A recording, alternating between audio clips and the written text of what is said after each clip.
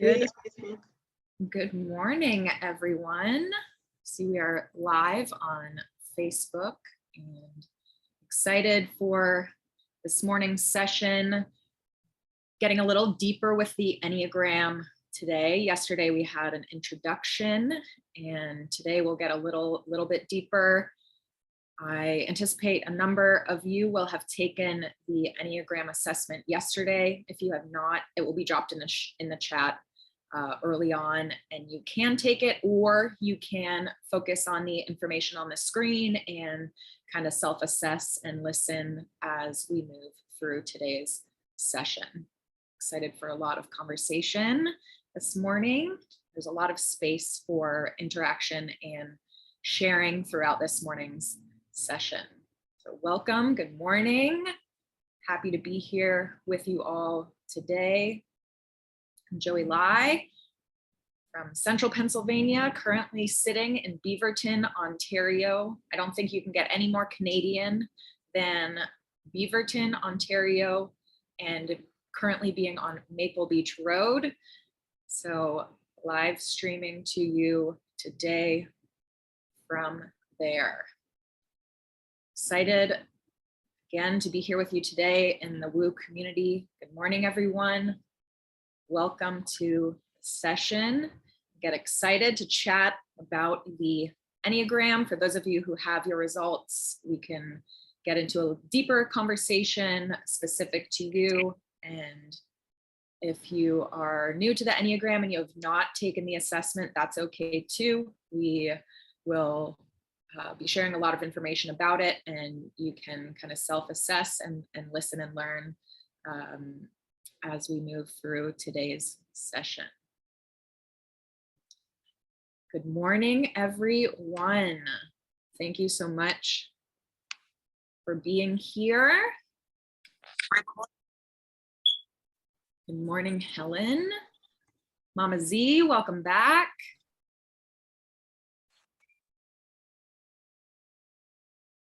Good morning, Omena. Joey, any need for any like pen, paper, any extra things needed to move through the session today? I think if you are an individual who enjoys taking notes, absolutely grab a pen and paper. I know in today's world, some people take notes on their computer or their phone, but absolutely, if you are a note taker, pull out that pen and paper. And I also suggest having some water nearby. I anticipate we'll have lots of chatter this morning, lots of sharing and conversation. I'm excited for all of that. Good morning, Adam. Good morning, Joey. How you doing this morning? Doing well. How are you? Every day is a good day that I wake up, you know? I'm glad to hear that. I feel the same way. Morning, Dawn. Good morning, Rachel. Good morning, blessings. How are you today? Doing well. Good. Definitely shared that link with a lot of people. Wonderful. I'm so excited about that. I think there will be a ripple effect from this of Enneagram conversation and awareness and growth. Lots of deeper conversation with the people around us in our circle. So again, good morning, everyone. Good morning, Joey. This is Helen. Hello.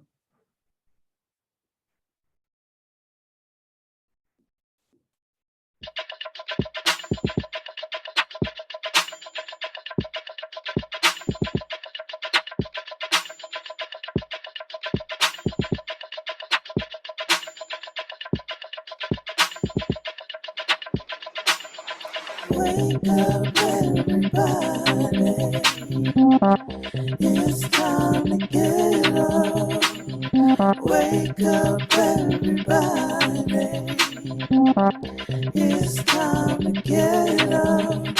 Stay woke. Stay woke. Stay woke. It's time to get up. Stay woke. Stay woke. woke. It's time to get up. We're healing, we're dealing, we're growing. Together, together, releasing. We're teaching, we're moving. Together, together, we're learning, discerning, we're striving. Together, together, we're leading, connecting, transforming. Together, together.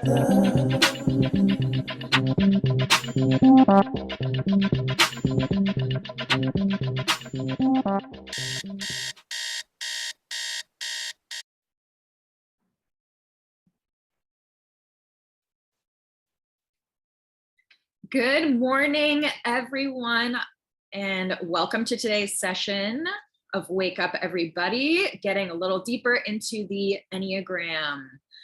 My name is Joey Lai. I currently live in central Pennsylvania. I was born and raised in Toronto, Ontario, Canada, and have just completed a 12-year international softball career with Team Canada that concluded with a bronze medal at the Tokyo Olympics.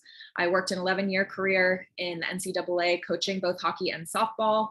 Most recently was at Bucknell University, hence why I'm currently in central Pennsylvania. After the Olympics, I have opened my own business and am growing that as the founder and chief empowerment officer. And I'm a speaker and a high performance consultant, and currently on the Canadian national team coaching staff. And I am a happy wife, auntie, godmother, and dog mom, and that keeps me extremely busy when I'm not focused on growing my business. So today we're focusing on the Enneagram and getting a little deeper into the specific personality types. And a lot of you will have taken the assessment leading up to today's session. And so I'm really, really excited to dive in. If you haven't taken the assessment, that's okay as well.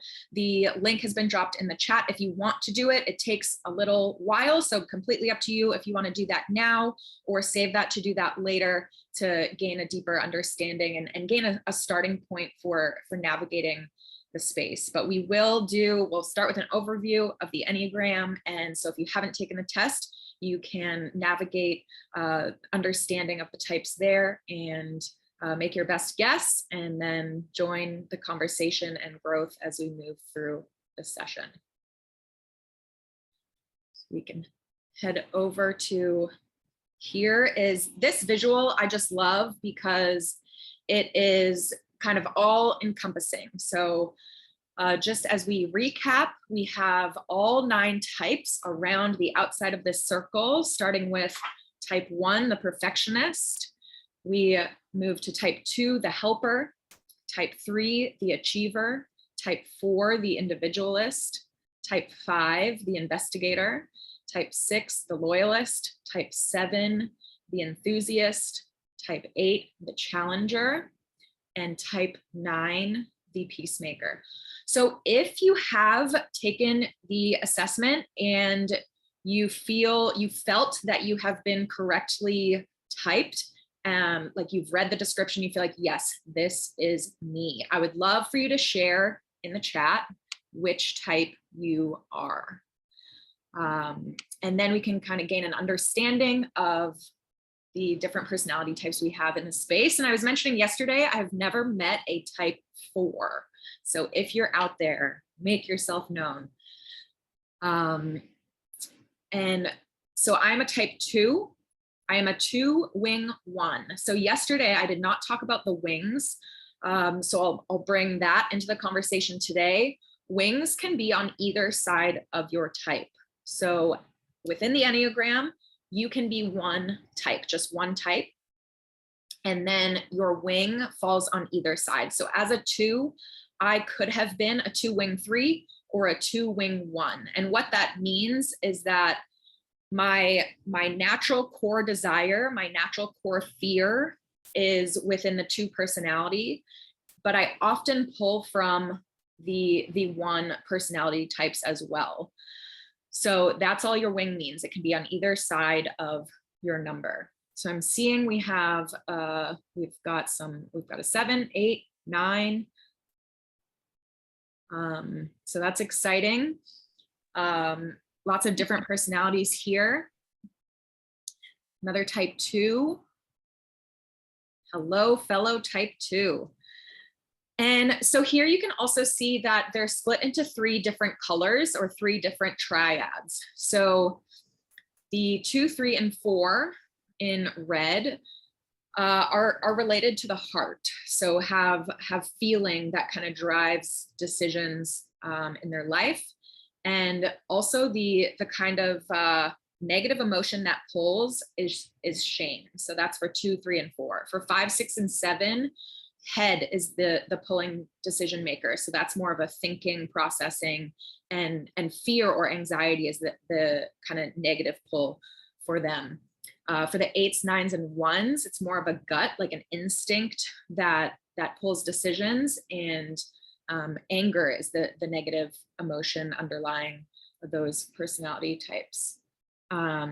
So that is kind of the overview of the Enneagram, and it gets even deeper than this, but this level of understanding is extremely, extremely helpful at just navigating self-reflection, understanding, and connecting with others in your space. Are there any initial thoughts for either people who have taken the assessment or people who haven't, just initial thoughts and feelings once you realized or have been thinking about what your type might be? This is Omena. Hi, let me come on camera. I'm not quite camera ready, but good morning. Joey, your smile is so bright. Thank you. She's so bright. I love that you acknowledge everyone that's in the space with you. Yesterday when I took it, I was like, oh my goodness, like this is pretty accurate. And I breezed through I took my time, but I did breeze through the questions because I really did naturally, innately know the answers to them. So it wasn't like, sometimes I'm usually too analytical, like I am in my head, like, oh, well, what does the question mean? Maybe it's like this or that. But no, I actually answered it very authentically and moved through the questioning quite easy. And then when I got the results, they showed different characters from movies. So I got Homegirl from Friends, I forget her name, and then the little person from that movie, that violent show that everybody, Game of Thrones, and then I got the Joker, right? So at first I was like, just visually looking, I was like, oh yeah, no, I don't know about this. And I actually didn't know what Epicurean meant. So I had to look that up because I was like, what is that? And I didn't watch the series. So I might have caught one show of the series. So I didn't really watch it enough to know what that meant. And I found it once I started reading it to be very accurate. Like I was like, oh, and I had a conversation before taking the test with a good friend of mine, and we were moving through our blocks. We were just kind of talking and holding each other accountable. And I was like, with this test, I see why, based off of what her and I spoke of, I might not move on certain things and I might be stuck. Because if it's not fun, if it's too much of an obstacle or it's too difficult, in my mind, if that's what I made up about it, I'm just not going to do it. I will freeze, and I won't move through, because based off of the test, I like an ease and flow. I like things to just be easy. And I've been saying very long, like for the past couple of months, like I just need life to be easy. Oh my God, I've been through enough struggle. Like, where is my little viral moment? Like, where's my team? Where's everybody at? So it was very accurate. It felt very good. And it helped me to understand that part. I had that much of a breakthrough with connecting the dots. So thank you for that. I didn't see this. I like this diagram, but mine showed me something different. It just was, a summary. That's amazing. And I think as we think about, so yesterday we had a lot of dialogue around blind spots. And so one has been revealed to you now. So maybe in times where in the past you might have gotten stuck because it wasn't going to be easy, you'll now recognize that and understand that and be able to say, okay, that is not going to serve me today, so I'm going to move on to something else. Or how can I make this thing that seems challenging seem more fun so that I can tackle it? Yep. So Thank you. that's Thank you really so much. Of course. So if we pop into the next slide, it will lay out the grid of the 9 types. So for those of you who have not yet had a chance to take the assessment and are saving that for later, this can be an easy way to just, read around and see what feels like a fit for me. So as we were just speaking to Amena, she has realized that she thrives in having freedom and positivity and enjoyment in her daily life. And, having that core motivation of being content feels right for her. And so if you have not yet taken the assessment, feel free to check through these different personality types to see if one hits close to home for you.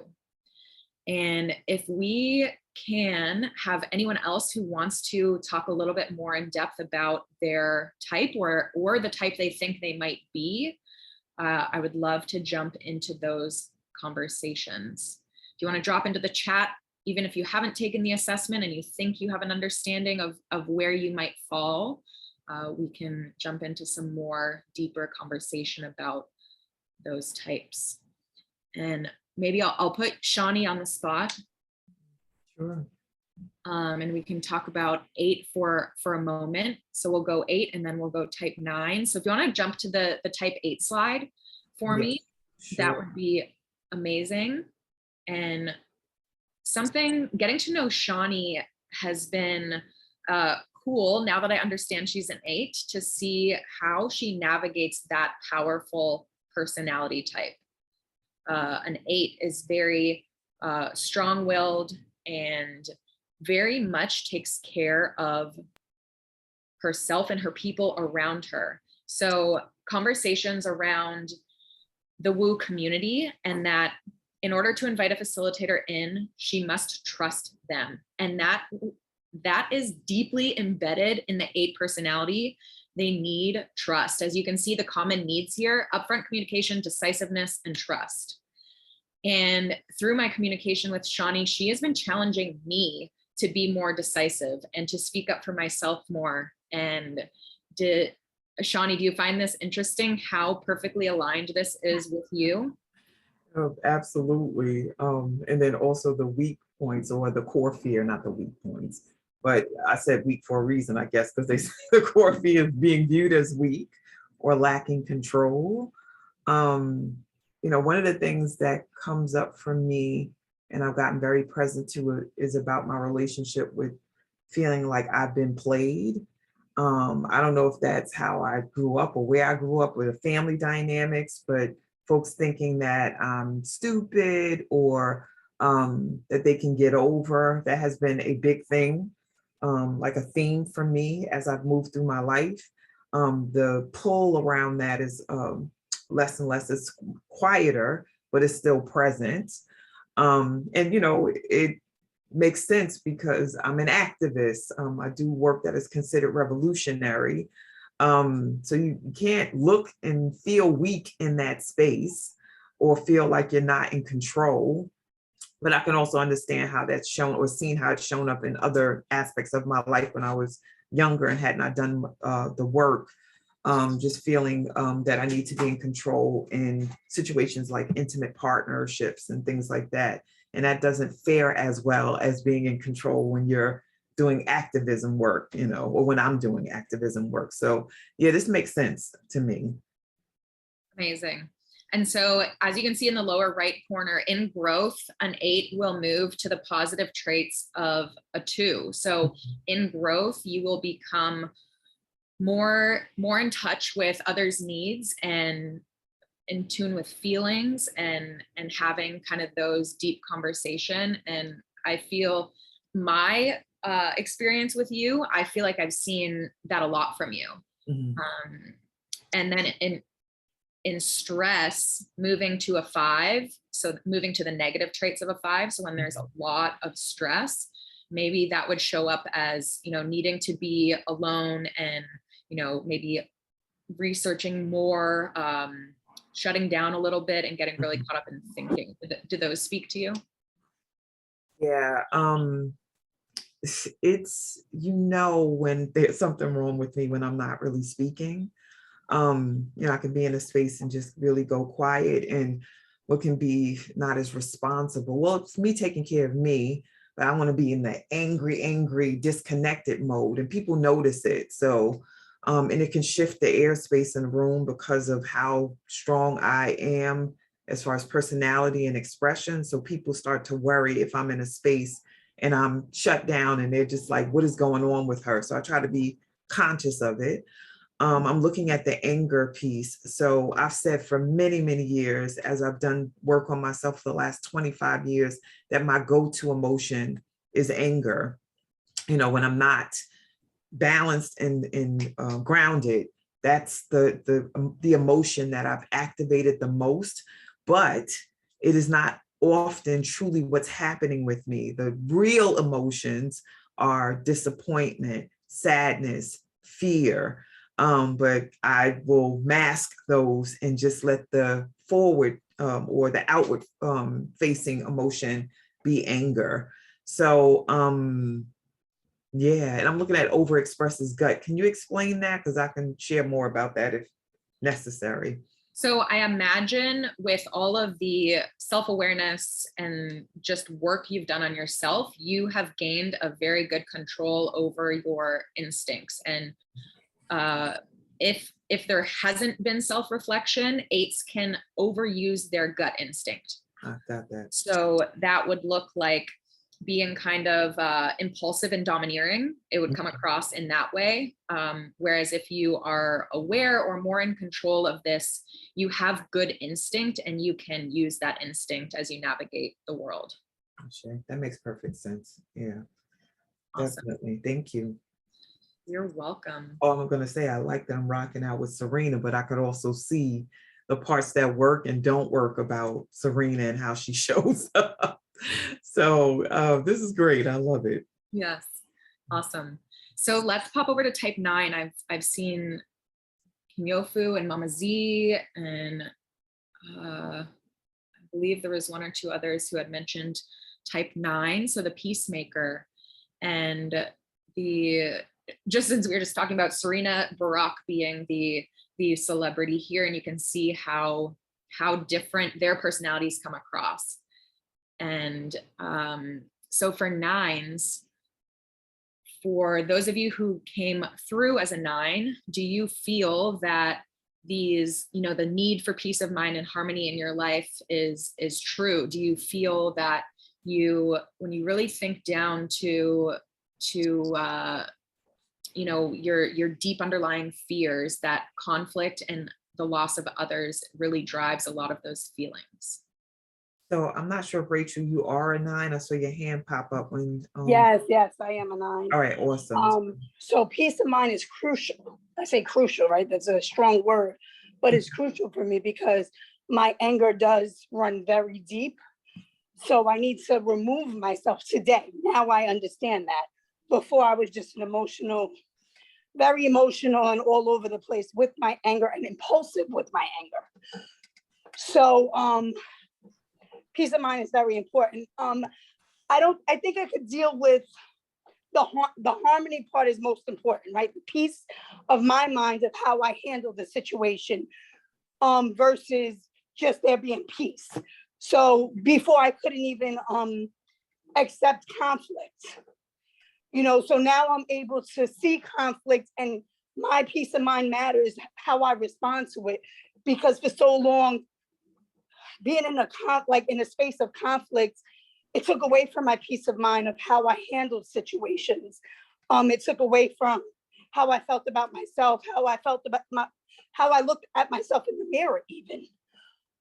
So it definitely aligns with who I am right now, not who I was, because at one point also conflict was conversation to me. yelling over one another to get my point across and things of that nature. But just creates a life of insanity and chaos. So yeah, I'm complete.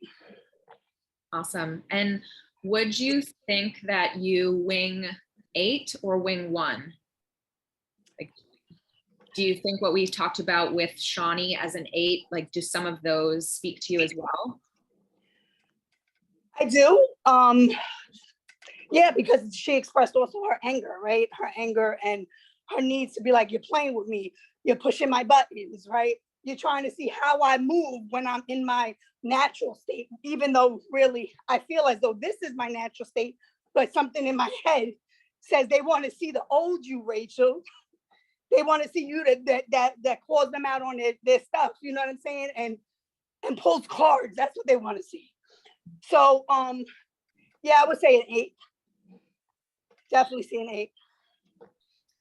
So 9s like a peaceful environment, comfort and relaxation. And because of this, and without understand, so before we understand kind of how to navigate through this space, 9s can sometimes come across as lazy because they can't figure out how to kind of get moving and start tackling those things that they need to tackle. And whereas in growth, you can see that 9s move into the positive traits of a 3.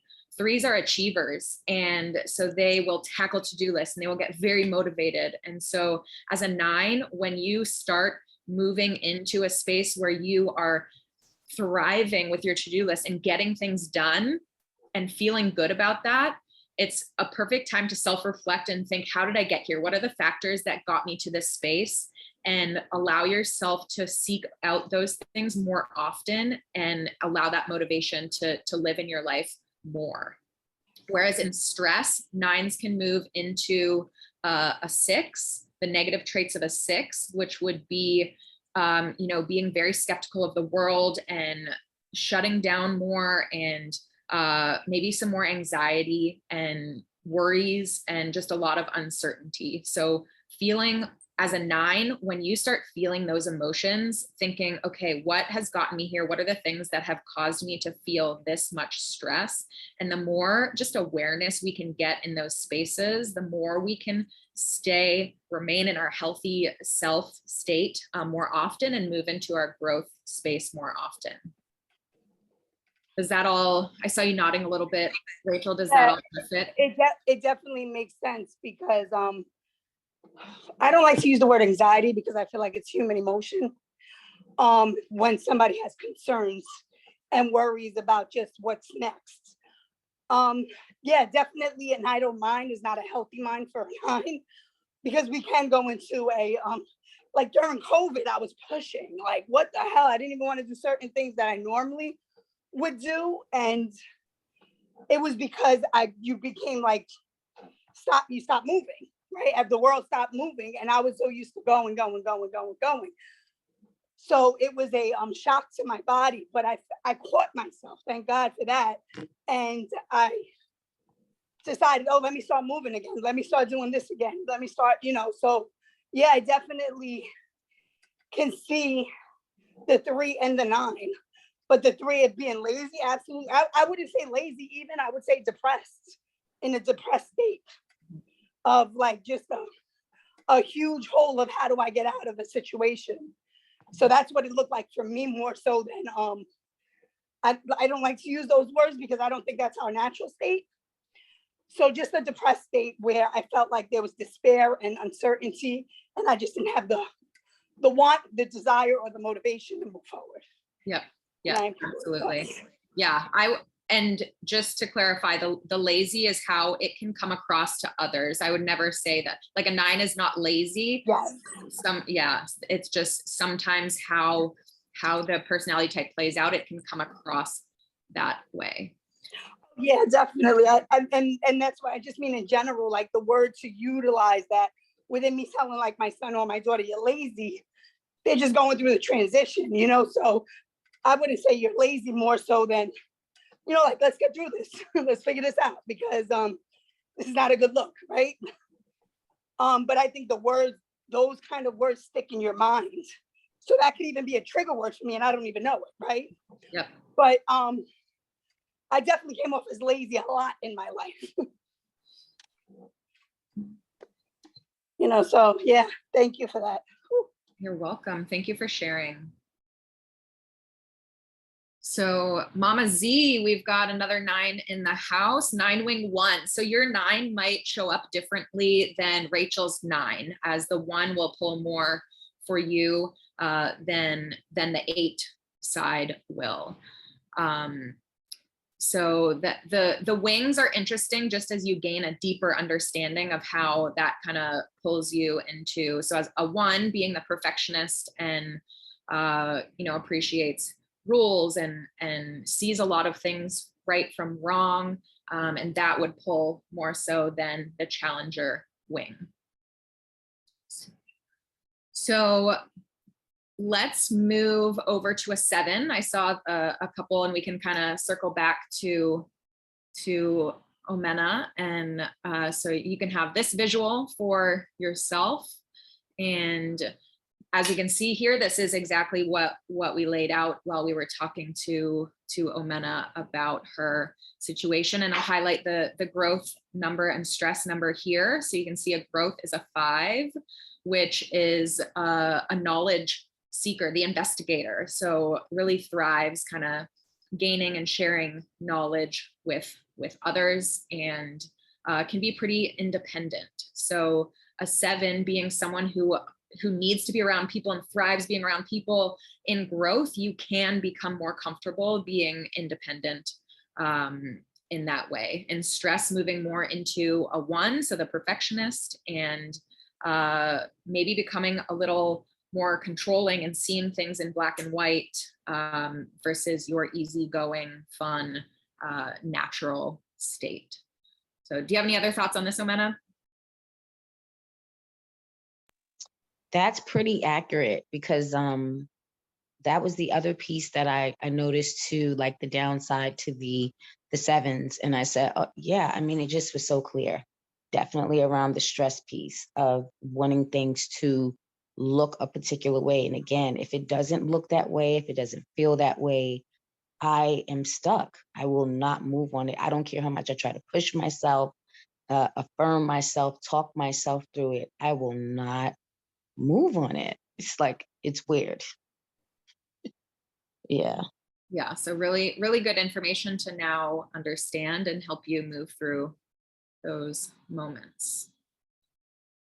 All right, in the chat I saw we had a 1, so let's move over to a 1. And since we just talked about that stressed out 7 becoming a 1, I know I'm challenging you, Shawnee, jumping around through these, so thank you for doing that. So, I also had a lot of fun choosing the quotes at the top and for each type. And so something you might often hear a 1 say is, why can't everyone just do the right thing? It's really hard for 1s to understand why, you know, people can move through life and just constantly break rules and constantly do what they see as wrong. And that's pretty frustrating to them. You know, why can't everyone just do the right thing? How much easier would life be if everyone just did the right thing?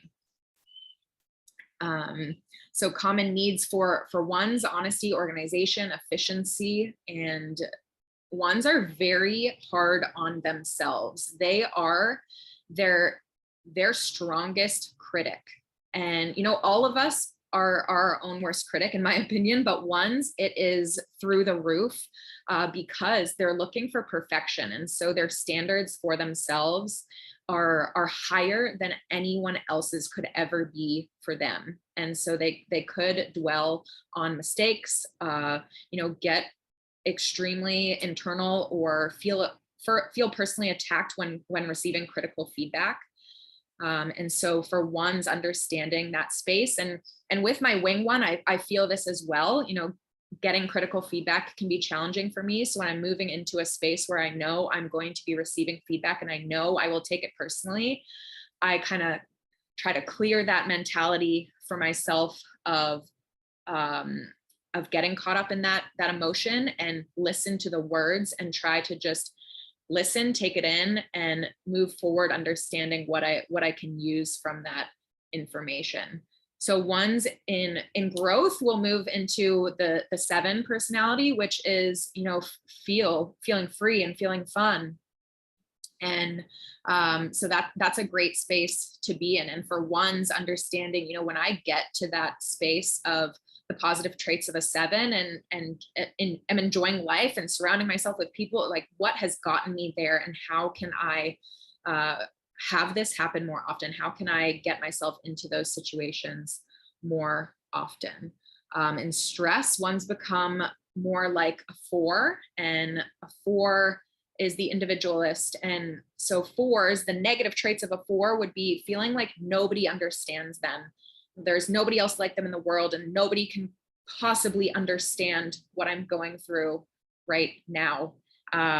Also, emotions are big for 4s. And so ones who might be less emotional in their typical state, in deep stress, they might become very, very emotional. So as ones, understanding, you know, what has caused me to become this emotional, and, you know, being the perfectionist 1, you might even get disappointed in yourself for becoming emotional. But understanding that the emotion is a sign that I am in deep, deep stress. What has gotten me here? Can I remove some of these things from my life? Can I navigate some of these things to move back into my healthy 1 state? So are there any ones out there who want to share any thoughts before we move on to 2? Good morning. I'm sorry I can't raise my hand. This is Jacqueline.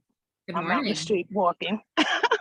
Yeah, all of that you said was correct. I noticed that when I did the Enneagram, I had high numbers in the 2, 4, 7. Well, not 2, 4, 7, and there was another number, but 1 was the dominant one by, you know, a couple of percent. And everything that you just said rings true for me. And I'm complete. Thank you for sharing. That's awesome.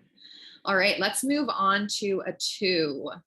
I'm seeing we have a couple of 2s in our space, and I myself am a 2 as well. So core motivations for us: being loved and being appreciated, and fear, you know, is being unloved and unwanted. So often when, you know, that self-awareness of understanding, often the behaviors that we are having in our daily life are for the motivation of being loved and appreciated by those around us. A common quote you might hear a helper saying is, "Are you doing okay?" 2s are fairly intuitive with others' emotion. And I didn't even realize this, you know, as a 2, you can use that as a superpower. You can feel a space, you can see, you know, when someone might not be in their healthy space. So maybe you are more intuitive when Shawnee becomes quiet. We're seeing, okay, Shawnee's in stress. Like, should I check in with her and see kind of how to help her navigate that space? Default emotion under stress is shame. And that is definitely a driving emotion for me, and one I'm using to navigate and working to move through life by, you know, taking some power out of that shame emotion. In growth, 2s move more into the positive traits of a 4, which would be super creative and, you know, in tune with the natural beauty of the things around us, enjoying nature, and just getting really in tune with creativity and being in a flow state there. In stress, so typically 2s are very kind and we are attentive to others' needs.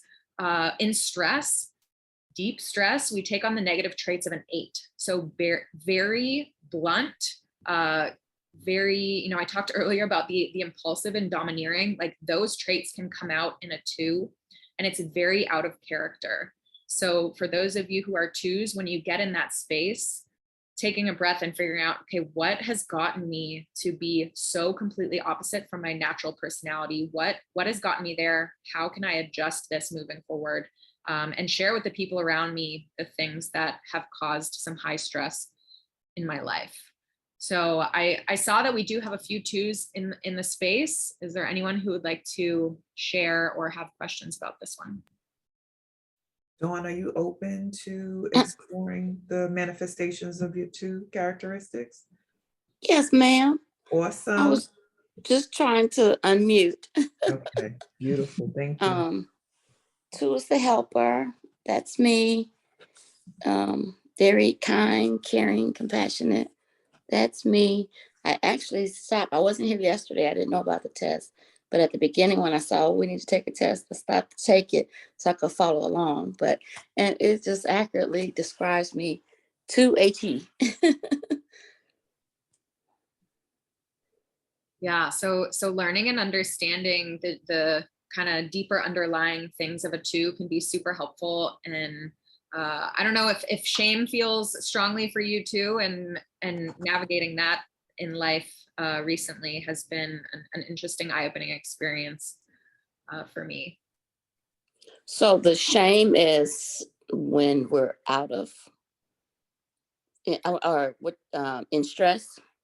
Yeah. So, and stress can manifest the shame in different ways. Like somebody can say one comment to me that drives me into shame because Mhm. maybe it was a critical comment that I wasn't anticipating and I hadn't kind of emotionally prepared myself to receive that feedback. And just that one piece of feedback can drive me into the emotion of shame in that moment. Mhm. So that's one thing that I've shared a lot with the people around me. My wife now pokes fun, like she'll start giving me something, or we'll have a conversation and she'll say something about something she would like to have done differently. She's like, honey, don't feel shame. I just want to share some thoughts. And so we have a little fun poking that around, and it helps me to kind of prepare myself like, okay, so gonna get some feedback now, and I know it's coming from love, and here we go.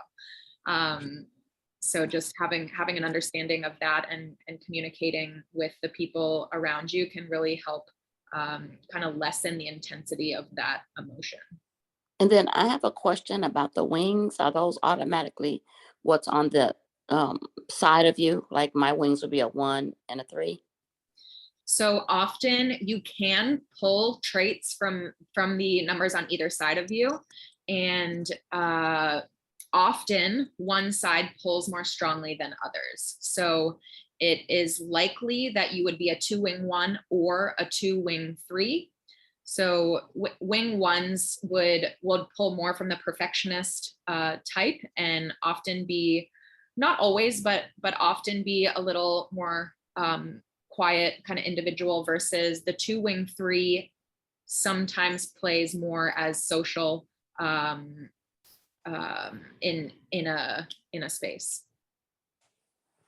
Okay, yeah, because I could really relate to the perfectionist part of one as well. Yeah, so I would guess that you would be a 2-wing 1.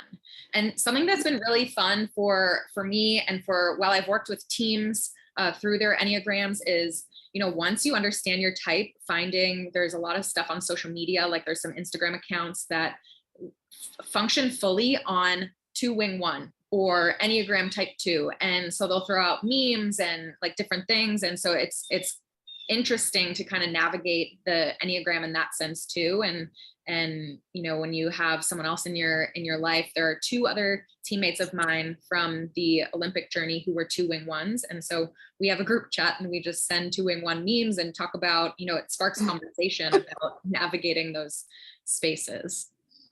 So another Right. fun layer to it. And then the other part of it, talking about being appreciated. What 2s are helpers, so to always be thinking of the other person, but you also want that appreciation.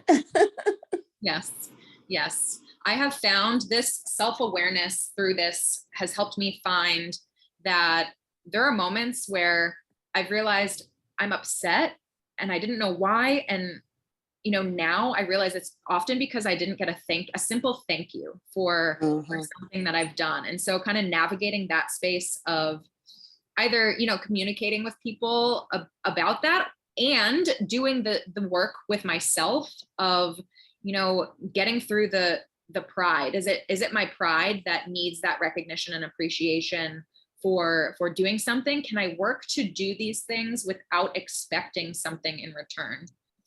Right. And that is a Exactly. very deep challenge. Mm-hmm. Yes. Or in my case, Dawn, put yourself first and Yes. do the things you need to do for you, as opposed to putting someone else's needs before your own. Absolutely. Absolutely. Yes. Yeah. So consistently having that self-reflection and learning of, okay, what do I need right now? And can I communicate that to others versus assuming that others will know what you need? Exactly. Well, thank you so much. I appreciate the test. It was very eye-opening. My pleasure. Thank you for being here and for sharing. All right. Is there anything in Facebook or anything that I've missed in the chat for other types that we want to land on for a few minutes?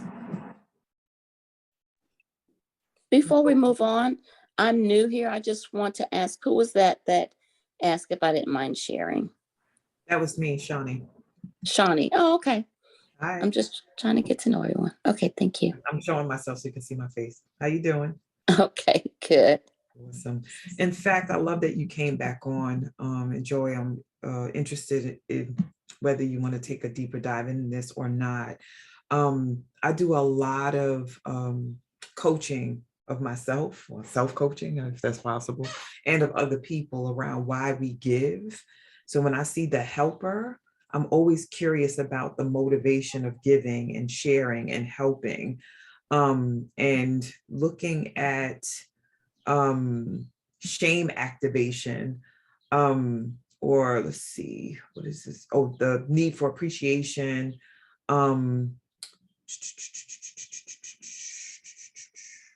uncertainty in relationships. I feel like if the motivation behind giving and helping is to feel needed, feel important, that I think about transactional relationships.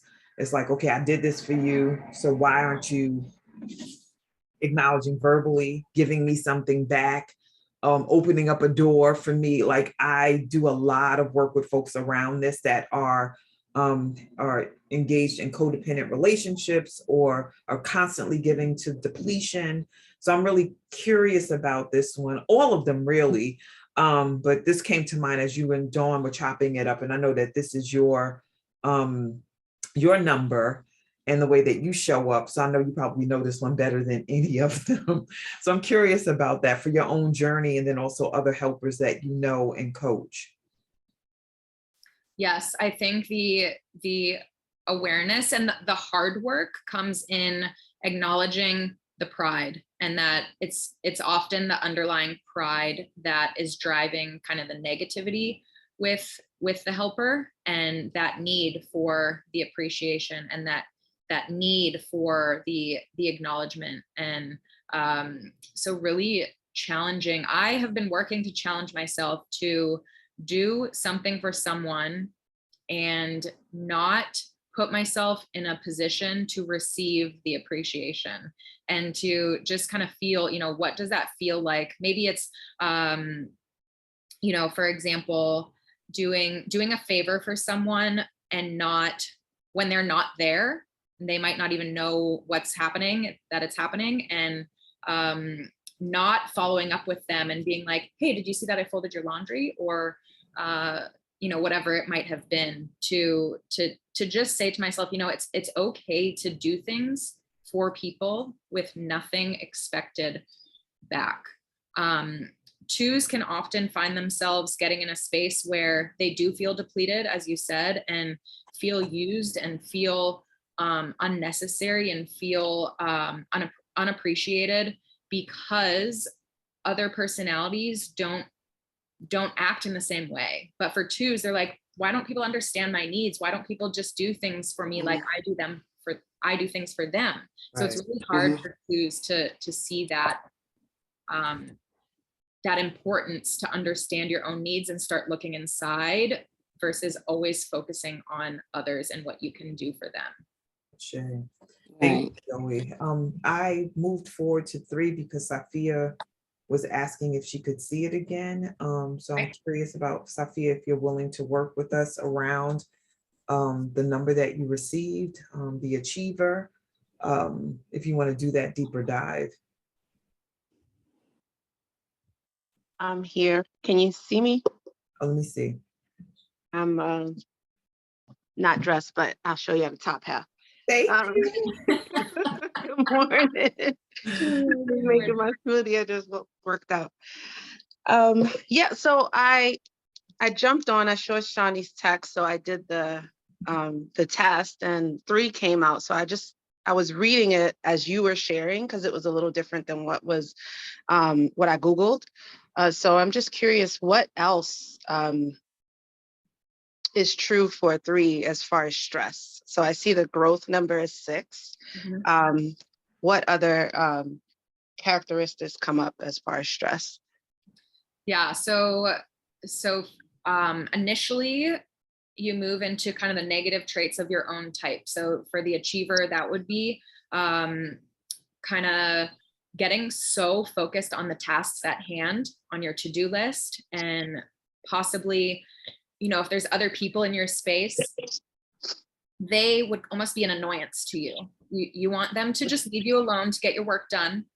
And maybe, you know, tell them that, because feelings are not important when you are in stress. Your to-do list is the only thing that's important. I need to get this done. Deeper stress would become the negative traits of a 9. So kind of feeling almost like paralyzed in space. Like, I don't know where to start. I'm so overwhelmed by this to-do list that I'm going to, we were talking earlier about 9s can appear lazy.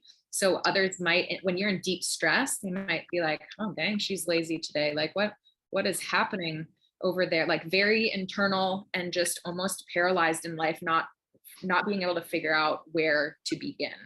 Does that make sense or speak to you? Yes, probably a little too much, but yeah, when I get stressed, yes, I need the order that makes sense to me. I will shut down. I'll get very quiet when I'm overwhelmed, when I'm stressed, kind of go into my own little cave, my own little bubble, because it's comfortable there, especially if I have to get stuff done. I find it easier for me when I'm very stressed to get it done alone, even though I work really well in collection with others. Just when it's overwhelming, that's comforting to me. Let me get this done. Let me finish this. Then I'll feel okay. So yeah, that yes, it relates a lot to me. So thank you for that. You're welcome. You're welcome. Yeah, 3s are very goal driven. So if there's a goal in mind and there's other people on board with that goal, let's go. There's other people not on board with that goal and they're making things more challenging. Just leave me to do this. I have this goal and I'm going to get there. Yeah, so 3s can be very, very high achieving people, you know, always seeking out those goals. I think the things to keep in mind are what is happening when I'm getting stressed. What is putting me to that place? Am I overdoing my to-do list? Am I putting too much? Do I have too many goals on the go? And am I trying to accomplish so many things that I'm now, you know, emotion is coming out of it and I'm kind of disregarding people in my space? What can I take off of my plate in that moment to alleviate some of that stress? Yeah, I'm actively working on that now. I mean, I'm getting some training that we're going to teach to my company, and that's actually one of my goals to get better at, to not take over on a project when I don't need to be the lead, to not put so much stuff on my plate. So it's very interesting that this came up today. Well, I don't know that there's any mistakes, but yeah. So thank you for that. You're welcome. Thank you for sharing. So I saw Mama Z would like us to land on 4 for a moment to just get this visual. Feels like there's people in her space that might be a 4. So fours are very in tune with emotion. So something you might hear them say to you is, how does that make you feel? They see the world through emotions in most senses. Also deal with shame, similar to twos and threes, dealing with shame. Their common needs are empathy, individuality, meaningful conversation. So they like to be seen as their own person, their own individual person. They are unique. And honestly, I wonder if fours sometimes don't even want to take the assessment because they don't want to be put into a box. They don't understand how they could possibly be like other people. They feel feelings deeply, often feel misunderstood, and appreciate a lot of natural beauty in the world. From what I've read about fours, it is not uncommon for artists, singers, painters, etc., to be a four. Lots of emotion and feeling that drives their creativity. So that is a four. So Laura had a hand up, so let's circle back there. Laura, you still here, huh? Yes, I am. Good morning. Morning. Yes, thank you, Joey. Thank you so much for this session, this exercise. I want to piggyback on Shawnee's statement about being a giver and questioning the motivation. Because I am a 2, wings 1 and 3, and I see a lot of myself showing up.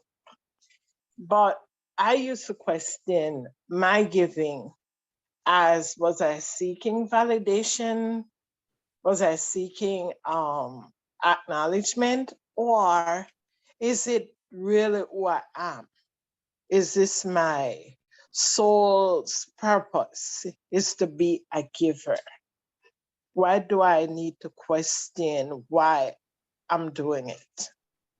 So I would love some clarity on that, because I used to really think that, because of my conditioning and wanting love or whatever was the reason I would give.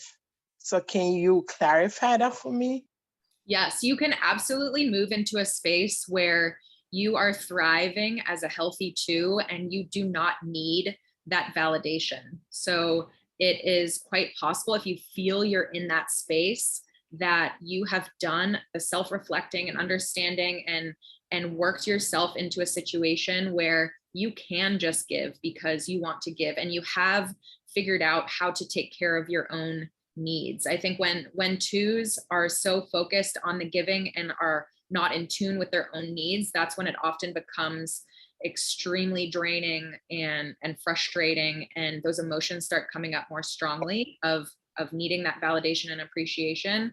It is absolutely possible for 2s to move through that space and to self-reflect and understand how different things are causing you to navigate through the world, and being absolutely happy to give without receiving anything in return, because you have learned how to take care of your own needs. Does that make sense? Yes, and I'm at that space now. Definitely. Another thing I want to ask, I know shame, guilt as drivers in my life. So how do I work around that? I think the awareness is amazing. So, what situations are causing these emotions to come up for you, and can you kind of preface those moments? So I mentioned earlier, if I know I'm about to receive some critical feedback, and that's going to draw out some shame, I logically explain to myself in my brain, okay, here we go. We're about to get some critical feedback. Let's listen to the words and dissociate from that natural shame that is about to come at me hard, and thinking about what are the facts from this information that I am receiving versus allowing the words to cut deep, if that makes sense. Sure. Thank you so much, Joy, for the clarity. Thanks. You're welcome. Ashe. You are welcome. So I see we are approaching the hour mark here, and I understand that many of you may have to step away, and I really appreciate you being in this space this morning and sharing so much with me today, and being willing to be a part of this conversation and continue to work on ourselves. So thank you for being here. And if you do need to step away, I hope you have a wonderful, wonderful day. I would love to continue diving into more conversation. So am extremely happy to field more questions, or if we want to move into any of the slides that we haven't touched on yet. We have Anna with her hand up. So you ready, sis? Good morning. So sorry I'm late. I just wanted to see if you showed the number 6 yet. That was my higher one. And then I had 2 as my secondary, pretty close to that. Okay. Yeah, so it'd be interesting to see which one, the 6 or the 2, speaks more to you. So you can see at the top, the quote would be, but what if? 6s tend to be worriers. Their core motivation in life is safety, guidance, and security. So uncertainty is not something that sits well. New situations are not something that sit well with 6s. They want to know, I have a plan A, plan B, and plan C, and I feel prepared. And now I can confidently move into this space. Often thinking about kind of what the worst case scenario could be. So my wife is actually a 6. So I have done a bit of a deep dive on this type as well. And just the understanding of often worst case scenario is her default, and helping her to see that there are other options for the outcome in these situations. And while we can prepare and have a plan, also let's start thinking about what great things can come from this situation, and allowing that kind of support and advice through decision making and through new experiences. So do you feel that more aligned with kind of what you're seeing on this slide as a 6, or what we were talking about as a 2? I kind of missed the 2 because I didn't realize I had that as my backup. Can I just look at that one real quick again and remind me which one that was? For sure. Thank you, Shani. Yes, and Anna, I definitely want to share something based on our relationship about this. You're like, that might fit me. So we can go back to it. I'm like, I have a share if you're open to it. I'm a little bit like, I'm 68 and 61, so I'm thinking like it's probably close, but. All right, go ahead. So 2, what were you thinking about it, Anna? Yeah, so Anna, as you see this slide, how do you feel about 2 versus 6, with an underlying motivation of being loved and appreciated versus an underlying motivation of being safe and secure? I feel like it's both a little bit. Yeah. So I would encourage you to read more in depth on each of those types and see, which one aligns the most with you. And then that will allow you to do some deeper work in those spaces. Often as we dig deeper and deeper and deeper, we will start to see that the behaviors that are playing out in our life are, even though one behavior could be caused by the need to be loved, that same behavior could also be caused by the need for security. So figuring out what is that underlying motivation is key to then being able to dive deeper into the space of the Enneagram. Right. Well, when they got the test back, it said the loyal and the skeptical. I'm like, that's me. I will do anything for anyone, but I do not trust everyone's intentions. So interesting. Yeah. So maybe you align more with a 6, and the need and drive to help is to have that security of that circle in your life. And I got Katniss Everdeen's picture from Hunger Games. I'm like, that's pretty cool. I don't know what that means. That's amazing. It is so interesting to me how movie characters even cartoons portray the personality traits of Enneagram, and you can see those characters kind of moving through space when they are in stress, when they are in growth. And so it's so interesting it'd be interesting to watch a movie of a character you now know as a personality of you and kind of see how they navigate those spaces. Thank you. All My right. pleasure. So I wanted to share a bit just based on my relationship, my burgeoning relationship with Anna. So I can see this, the helper. We're both involved with work that is about reproductive justice, birth equity, saving, birthing people, mamas and babies, making sure that there is truth telling in that space and that there are policies that are aligned with the outcomes for folks. So just thinking about you in relationship with me, and then also relationship with others as I witness. So feeling needed, like you research, you share information with people so that they can have agency. You are an advice giver for sure. Like you'll like maybe this, maybe that. Big on building relationship and connection. Coming from the heart for sure. And I also think there's a high level and desire of being appreciated for what you bring to a space and what you offer. And let me move to 6, the loyalist. But what if I find that too, like that there is this, you spoke about it, like skepticism about things actually being able to be cleaned up in this area, and anxiety about or fear about what could potentially happen with you, with other people as it relates to this. And I get that, for sure. Let me see, worst case scenario, like even though you're doing the work around transforming it, I think in your mind, there's like, this is going to happen again. This is going to happen again, or the system isn't necessarily going to shift. So there's a bit of worry and like, what about A, B, C, and the study to make sure that you know and understand and are looking at all of these variables as you do the work. And the high level of thinking, so just, I was looking at this and hearing you speak and just thinking about how we've interacted and what I've heard you present to people in spaces where I'm co-creating with you and also where I'm just witnessing you generate.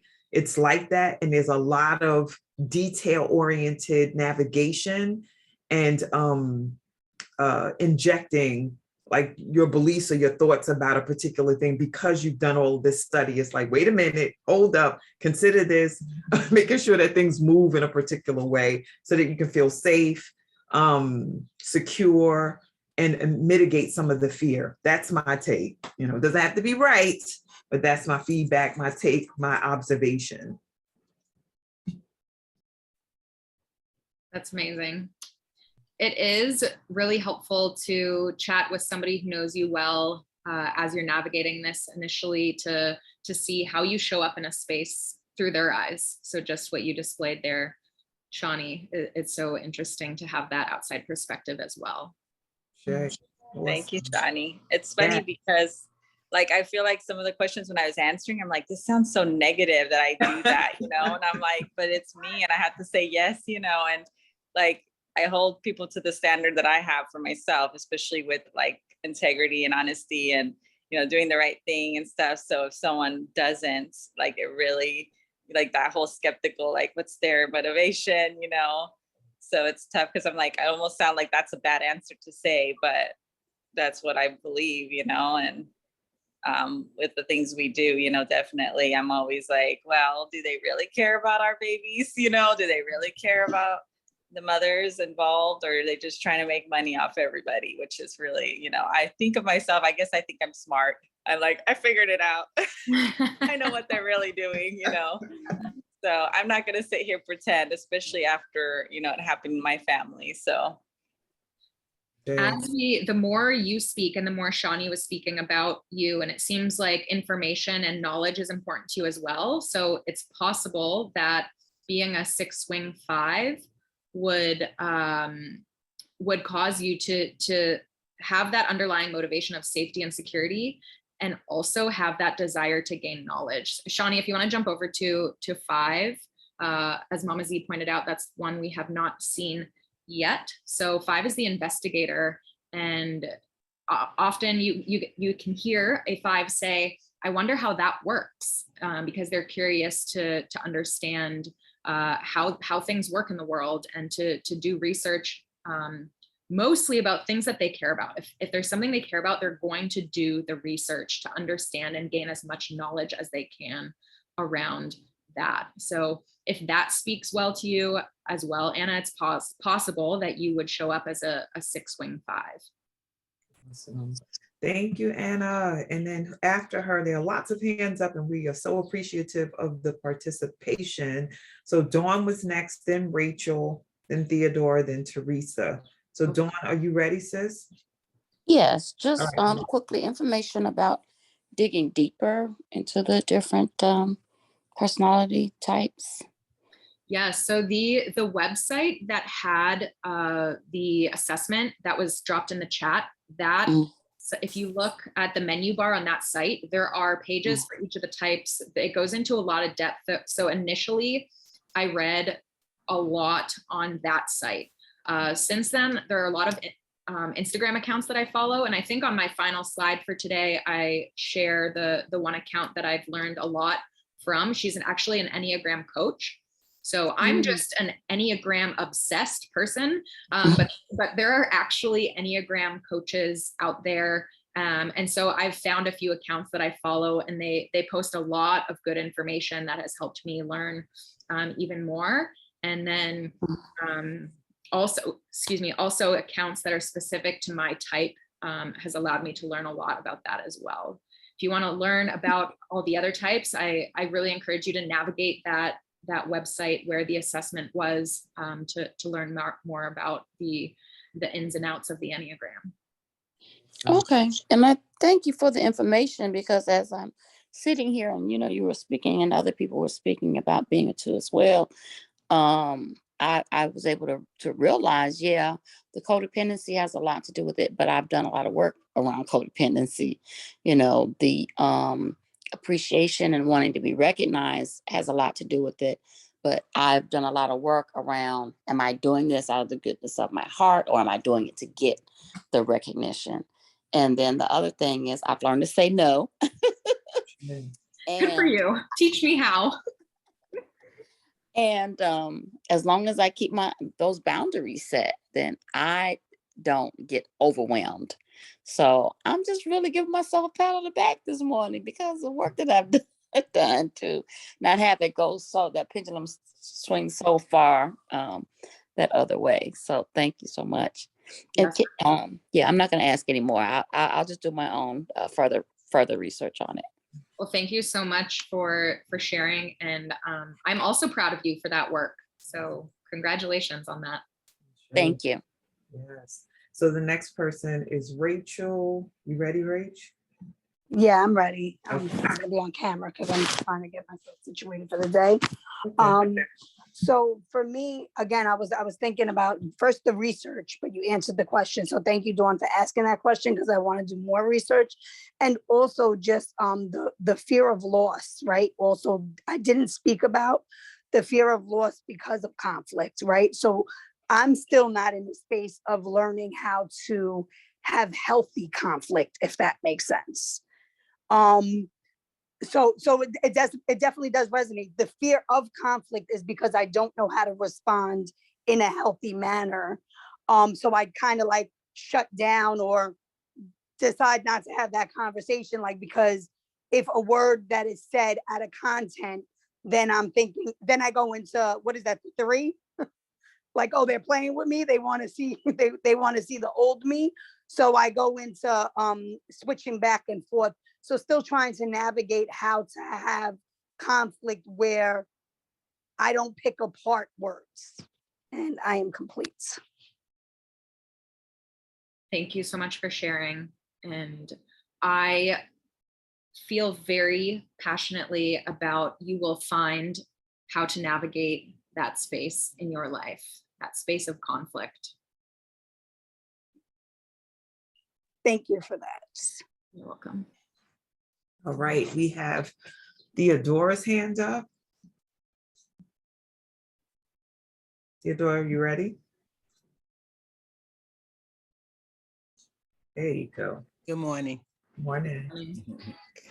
I'm sorry.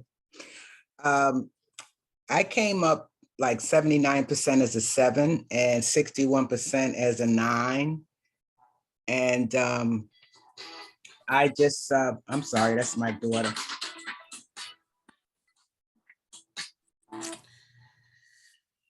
I'll call you right back. Sorry about that. So my wondering is because I kind of identify more with the 9 than the 7. But is it possible to be a little bit of both? It is not possible to be too different. Mhm. If you identify more with the 9 and the kind of core motivation of having harmony in your life, so that would be having, you know, internal peace in your own mind, as well as having harmony and peace in your environment, then it is likely that you would be a 9. It is absolutely possible to test higher in one when your actual identity is in another, because often behaviors can manifest themselves from different motivations. So the Enneagram is actually probably, in my opinion, the most challenging personality assessment to accurately push out your type from the get-go. So there are a lot of individuals who have either score high in a couple of things or score a little bit higher in one than the other, and kind of land on that high percentage versus gaining a full understanding of what is the core motivation and core fear that is underlying my personality. So do you feel more in touch with this this slide as the peacemaker? Yes, very much so. Yes. So I would say absolutely. It is very possible that even though you didn't score as high in the 9 as you did the 7, that the 9 is you. If it fits you, then settle with the 9 and use that as your tool. Okay, thank you. You're welcome. All right, now we have Teresa. Can you unmute yourself? Teresa. Peace and blessing. How y'all doing, family? I took the test. I took a test thing, but I think I took the wrong test. But based on what I was told that I was a 2 by Brandon, but when I did the test, I don't think I did the right test because I didn't remember I didn't copy the test. I copied everything but test, but I did find one. So it said that I was a 7, but based on the conversations that I've been having, I feel like I'm a 2. I'm not really sure. I'm just doing another test because I don't think I did the first right test, but I'm not really sure. But I just feel like I'm a number 2 based on what y'all were saying. Because Brandon did a numerology and he said I was a number 2. So just I don't know. So I'm gonna do it again and see what happens. But I like this thing because I just feel like it's gonna help me be able to have conversation with people and understand who I am as a person, because sometimes I'm dealing in a lot of emotions and my emotions get in the way of doing things. And sometimes I get triggered by stuff that people are saying to me and has really nothing to do with the people, but it has to do with, what has happened in the past. So I think this is going to be I'm actually going to invite my family members to do it too. So maybe we can help understand each other. So I just want to tell you, thank you so much for just doing this with us. And I appreciate you, Joy. My pleasure. Thank you so much for being here. And I love that you mentioned family as well. I have had my parents, my sister, my brother-in-law, my wife, the people close to me all take this assessment and then chat about it. And the really interesting thing that showed up is my mom is a 1, my sister is a 1, my dad is a 2, I'm a 2. And so just seeing how much that environment of how we grew up played into how our personality developed at a young age was very interesting, and just allowed me to exist with more peace and understanding of how I grew up. So having family members do it can open so many doors to conversation and understanding of one another in your environment. So let's see what's brewing in the chat. So Safia asked a question about shifts based on situation. So can your behavior shift situationally? I'm wondering why you can't exist in both at some points. Absolutely. So behaviors are often what stem from your underlying core motivation. So the whole basis of the Enneagram is your underlying core motivation and your underlying core fear are the two things that cause your behaviors to show up the way that they do. So it is absolutely possible for behaviors to be different in different situations, but often it will go back to that underlying core motivation or fear. So you can absolutely have behaviors that show up that might look like you are a different type, but those behaviors are manifesting themselves because of your core motivation or fear. Hopefully that makes sense. Yeah, Joey, give an example, because I know you've done the deep study around yourself.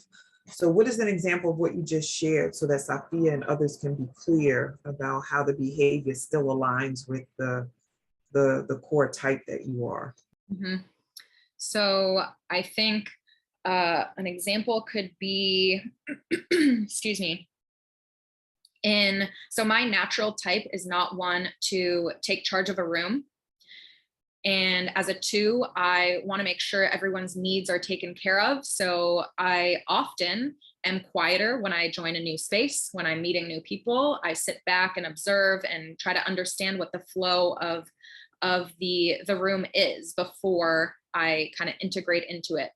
There are other situations where I do take charge of a space. And, you know, I've been a coach, I've had a team, I've been a head coach. And so I have had to step up and take control of those situations. And it became way more natural for me to speak up, be in control, and come across as a very different behaving individual than a 2 might typically look like. So in those spaces, I can be upfront, I can be loud, I can be, in control of a space. Whereas my natural 2 state is more laid back and go with the flow and helping others. Does that make sense and help? Yeah, I wanted to ask a question about this because I wanted to make sure that I get it. So what I understand, and I'll put this back up because you're the helper, how a behavior is still tied to your core. And I'm using core. What is the language you use in this? Yep, core is good. Core motivation, core fear. Core motivation, core fear. So what I was thinking about when you were talking about the fact that your natural inclination is to be quiet, to observe, to check out the space, to make sure everybody else is good. And then you're in this role of head coach, that speaking up and being assertive and taking charge, that your helper, are you doing okay, is still activated. So even though it looks like maybe how I might be as an 8, it's still you inside of the 2, but it's manifesting itself differently as far as your behaviors. So is that correct? Yes, absolutely. Okay. All right. Yeah. So even though I'm taking charge and being in control and maybe coming across more like an 8, I still am motivated by, maybe in that situation, it's like, okay, my players need me to do this. And then, they'll appreciate if I do this. And so the behaviors show up in a different way, but it's still that underlying absolutely core motivation. Okay. All right. Awesome. I wanted to ask, because what I noticed, and it was making me laugh, that Michelle Obama is a perfectionist, number 1. And Barack Obama, if I'm not mistaken, is like the 7. I can't remember the number, but it's on 9. He's a 9. So just thinking about the 2 of them and how they operate made me think about like how you navigate relationship, because Barack is charismatic. He brings the people together, and Michelle is too.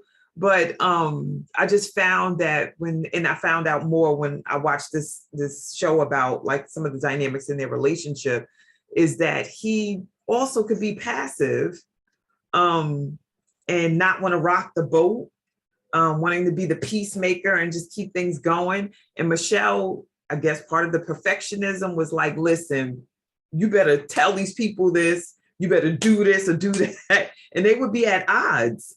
So I just think about relationally, are there just some numbers, just like signs, you're like, please, y'all don't belong together, or you absolutely fit well together because you'll fill in the gaps where the other person is missing some characteristics that would help move life, the relationship, and their leadership or whatever they do in the world forward.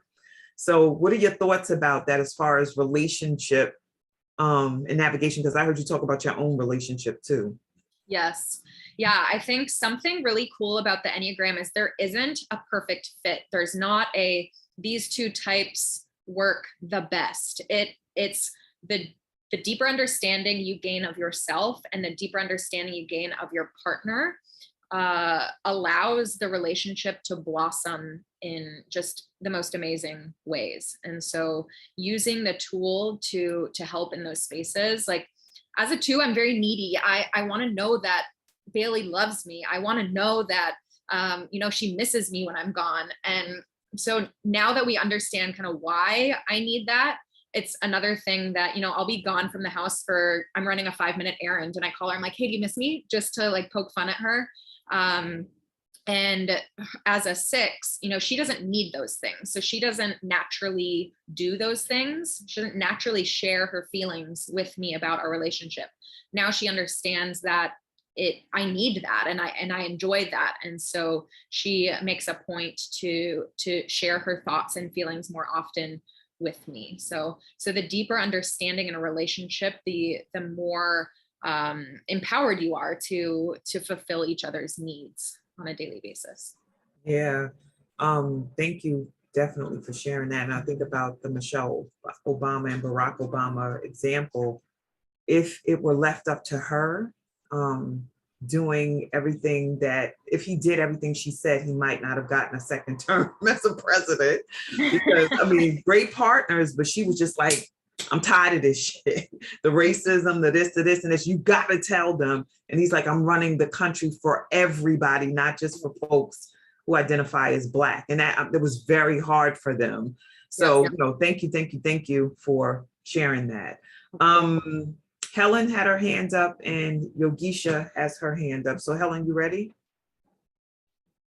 Yes, I'm ready. Please forgive me for not being on camera. Okay. It's a choice. I just wanted some understanding. I came up as a type 1 and I somewhat have an understanding. I just didn't absorb the whole information package on it. But looking at my growth, it said number 7 and my stress said number 4. So I'm just understanding when it says growth, is this number 7 representative of what I should aspire, or this is what happens when I'm under stress? Can you answer that? Yes, Shawnee, if you can click back one slide to the 1, that would be great. So this is kind of the overarching nuggets that come along with a 1. And then as you mentioned, you see growth number is 7. So that means when you are in a healthy state of a 1 and you're moving into a growth state, you will take on the positive traits of a 7. So 1s are typically, as Shawnee was just alluding to with Michelle Obama, see the world through right and wrong and can get very passionate about justice and ensuring that right is happening. When in a growth space and moving into the positive traits of a 7, more easygoing, more fun, just driven, seeking fun. Not that you're a more fun person, you're seeking fun and being an easygoing individual. So that is, when your growth state, no matter what your Enneagram number is, your growth state is the most healthy and growing space to be in. So, for me, that's a 4. So the more I can get myself and be aware of when I'm in the space of the healthy traits of a 4, the more I want to set myself up to be in that functioning space. So absolutely, as a 1, you want to think and be aware of the times that you become more easygoing and seek more enjoyment in your life and more adventure in your life, and see, how did I get here? What were the things? What's the situation that got me here? And how can I be in this space more often? Does that clarify? Oh, yes. Thank you. Thank you for the understanding. You're welcome. I think it's so funny that you were seeking understanding as a 1, the perfectionist, just that language. So, Ellen, I know, right? And we have talked many times about this piece. So when I looked at this after you identified what you were, I'm like, this is perfect for you, perfectionist. Oh God. So can't make this stuff up. I think it's so cool. No. Who was the next? Oh, Yogisha. Stacey, Thank ready? You're welcome. Stacey. Grand Rising. How are ya? Good. Good. So, hello, Joey. How are you? Doing well. How are you? I'm great. So, I actually have it's interesting because I said, well, 10 years ago I was a 7, and I'm still a 7.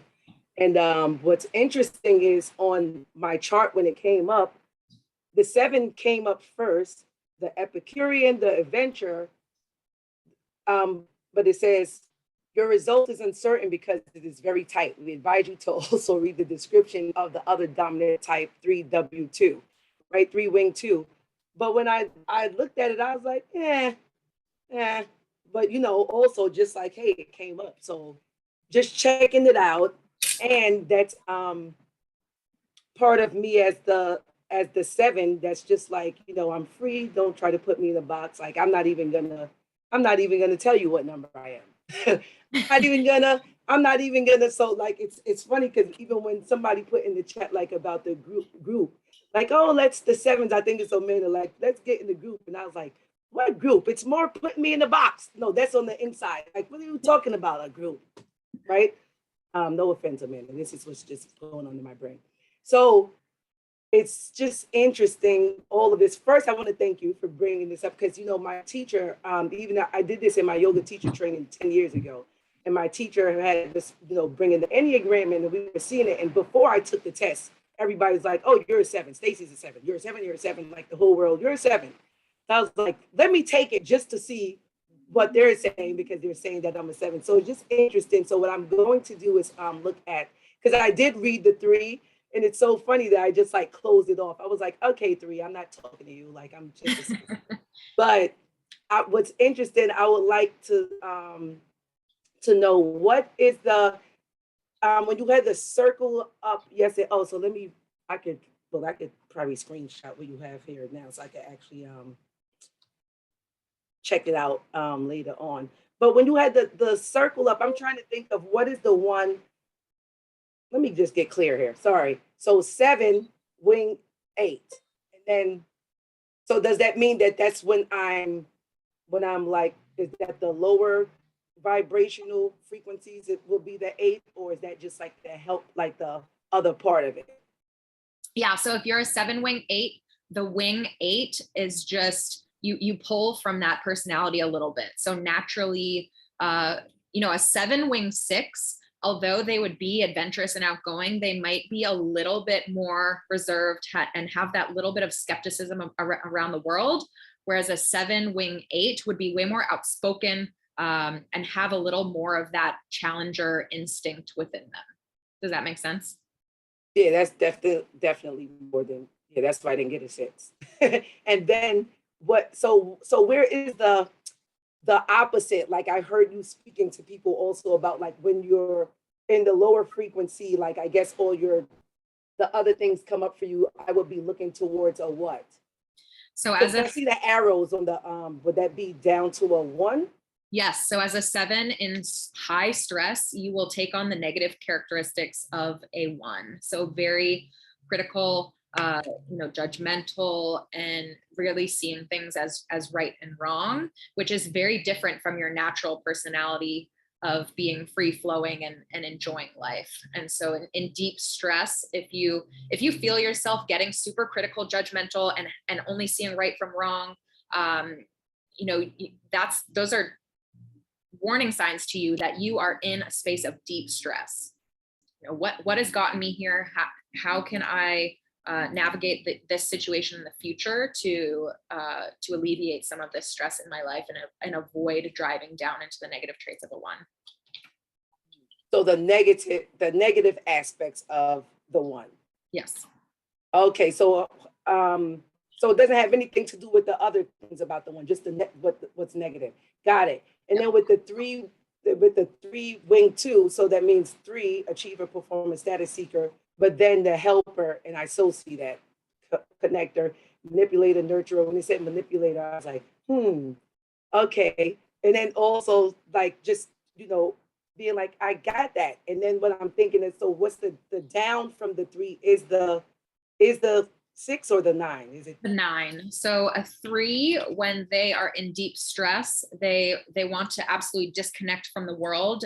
They might go, shut themselves in their room, and people might see them as coming across as being very lazy and unmotivated. Okay, so it's the negative traits from the 9. Correct. Okay. Awesome. So I'm going to take a peek more into this. This is so great, especially since I feel like I'm a person who's just like, okay, great. The Enneagram, that's like a piece of me. It still is not like the whole Stacy, right? Well, that's like how I internalize it. Like, because there's so much, like people go to signs, they're on their birth charts, and just so many stories that we could all have about ourselves and then who we are and how many people we are inside. So yes, it's awesome. It's just like, I think it's just a tool. I use this as a tool also just to see and expand. So thank you, Joey. You're welcome. You're welcome. Yes, absolutely. The Enneagram is a tool. It is one tool to use for a lot of self-reflection and navigating connection and your environment in the world. So it's a pretty cool tool. I would say the most important piece is identifying and feeling aligned with what is my core motivation and core fear. So for you, Stacy, really figuring out and feeling good about, is it gaining the enjoyment out of life, or is it achieving goals? And it's maybe a 3. So which one of those is deeply rooted in your person? All righty. So if you feel complete, Joey, then we can move forward. This has been a really powerful, robust conversation. I believe, let me check in. Kenyofa wants to know if all the slides that you intended to share were shared. Did you get to everything you wanted to get to? There is one final slide at the end, I believe, just with some final thoughts. Yeah, we definitely want to hear the final thoughts and see them. Thank you, Kenyofa, for the nudge in that direction. We want the dessert now. Yeah, so final thoughts for today, just, as was just mentioned by Stacy, this is a tool, and it's a tool to help in self-discovery and growth. And in my world, that is everlasting. And that's one thing that makes life so cool and interesting. And quick reminder that there is no best type. And, as I navigate this space with friends and people close to me who start learning about their type, I sometimes hear, I wish I wasn't this type, or I wish I was that type. And there is no best type. And I think where the magic lies is in the self-awareness and learning to navigate the world as our healthy self more often. And then there are so many resources out there. We already touched on this earlier. There are Enneagram coaches. Again, I'm not an Enneagram coach, just Enneagram obsessed. There are lots of websites that you can read out there and Google, including the one of the assessment link. And there are lots of books out there as well. So one Instagram account that I've learned a lot from, I mentioned earlier today, Enneagram Ashton is an Enneagram coach, and I've never actually connected with her on a personal level, but I follow her account and have just learned so much from her. And I want to thank you all so much for allowing me to be in your space both yesterday and today. I have gained so much insight and just enjoyment from being a part of the Woo community. And thank you all so much for your willingness to share and converse and grow together. Beautiful. All righty. So thank you, family, for all that you've done. Please stick around so we can close out powerfully with our sister Joey, who's been so generous with us. So let's carry it to the end. Y'all know how we doing. Wake up. All righty. Special offer. So you want to tell us about it, Joey? Absolutely. Yes. If you go to my website, the contact me form, it will be dropped in the chat, and fill out your name, email address, and simply put "wake up" in the comment box. Feel free to also leave a note if you would like to, as long as you remember to put "wake up" in there, and I will send you 2 short and sweet mindset related videos. Mindset is something that I am very passionate about, and I can't wait to share more thoughts around that with anyone who is interested. And that, if you send me that note, that comment box today, great. If you remember down the road and do that, this is an everlasting offer. So thank you so much. I appreciate you all. Beautiful. Thank you. And please, family, take advantage of the opportunity to expand your knowledge about self and use this tool for your growth and development and the additional tools that Joey will provide if you reach out. So contact information is going to be dropped in the chat as well by Kinyofu in both the Zoom and Facebook spaces. Anything you want to say about this, Joey, before we move forward? Just that some of my social media, it's a 1 instead of an L. Someone had, stolen my name. So just be aware as you're typing that in. Otherwise, happy to receive any kind of feedback or conversation continued after today, text, email, or social media. And thank you again for all your thoughts. Beautiful. Thank you. Love offering. So Joey has spent the last 2 days with us. She has prepared for this session so that we could all add value and gain, once again, additional insight about who we are and how we show up in the world and how we get to lead, co-create, be in relationship with ourselves first and with others. And it's been a powerful and generative conversation and experience. So we are requesting that you honor her and her offering to us by giving love offerings.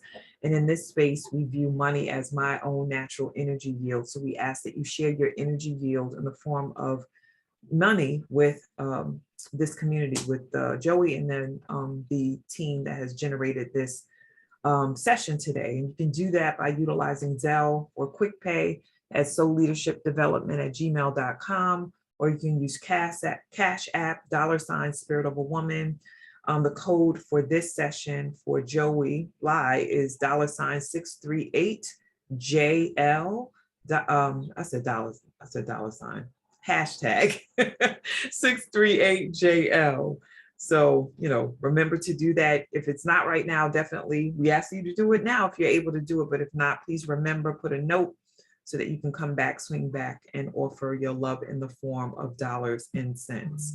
And then love offerings are possible for you to give without having to think about them. I know I love when I set up automated payments for things. When I'm trying to remember with everything that I need to have to get done, sometimes I can forget and end up being late. So automation is like a really powerful tool to use so that you remember to give back or to pay for or to honor the agreement, the partnership, the commitment, the service that you are receiving. So you can give $25, $50, $75, $100.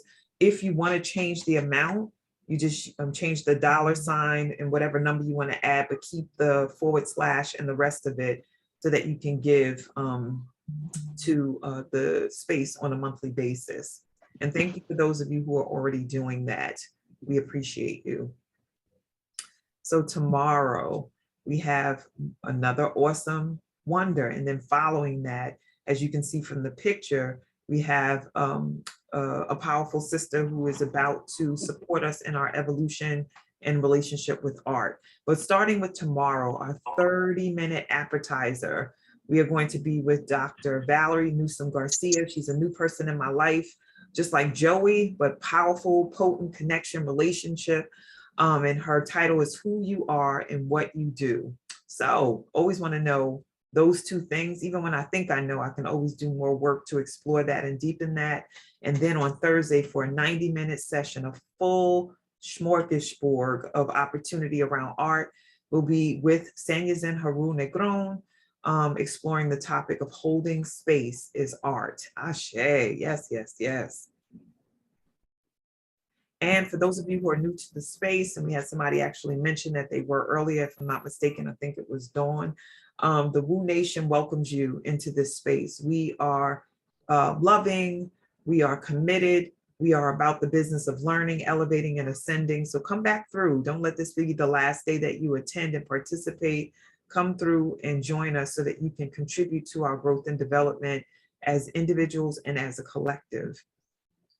The schedule, how you stay in touch. So you can come here 7 o'clock using the same link that you used this morning, every morning from Sunday to Thursday. Some mornings shorter than others. So Sunday, Tuesday, Thursday, it's a 90-minute session like today, 7 a.m. to 8:30 a.m.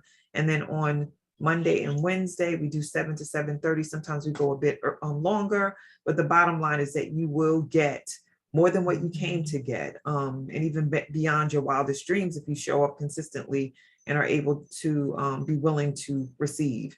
And if you want to receive automated texts to remind you, then you can type in 74121 as the number in your text messaging. And then when you get to the message, type in capitals, all capital letters, Wu Nation, and you'll be added to the automated texting. Wu Swag. Purchase your Wu Swag if you haven't done so. If you have done so, if somebody's birthday is coming up or there's somebody that you want to attract to this space, you can order journals, bags, laptop sleeves, water bottles, tea or coffee cups, masks, t-shirts, sweatshirts. Wear your swag out, and then have it be a conversation piece. So that folks will know that Wake Up exists and we're here to serve and support folks in their transformation. So now, without further ado, we're going to celebrate our beloved sister, Joey, for what she's offered. So do what we know to do in the Wake Up. Thank you, Joey. Thank you much, ma'am. Yes, Joey, this is amazing again. Thank you. Thank Thank you, Joy, for this great presentation. Thank you, Joe. We appreciate Yes, I this look so forward much. This is to a great new way. Yes. Come back again. Appreciate you. Coming back. We'll see you for part Guys, three. let's support everybody. Appreciate you. Thank you. Some today admin and team every day and and all admin work. day. Love May you y'all. know how loved and Love supported you, you Amina. I are. love everyone. May you Appearing experience the again. best Thank you. Hi, Miss Thank you. Theodora. How you and doing, we beautiful? appreciate you. I Haven't seen you in appreciate a while. Pretty in you. Thank pink. you. Thank Peace. you. Shawnee got Love on y'all green. My so two favorite much. colors. Pink and green. Hi, Miss Wendy. So good to see Stacy, you check here. your Hey, messages. family. How y'all Let's move forward, doing? everybody. Yeah. Love y'all. Yes. Thank you, Up, Joey. up. Thank you, Yes. Can y'all team. More love and Y'all light, rock. everyone. Y'all rock. Y'all rock. Love. Thank Love you. y'all. God bless you. Love y'all, family. More love and light. Mwah. Wendy. Love to y'all. Love y'all, family. Have a great week. Thank you.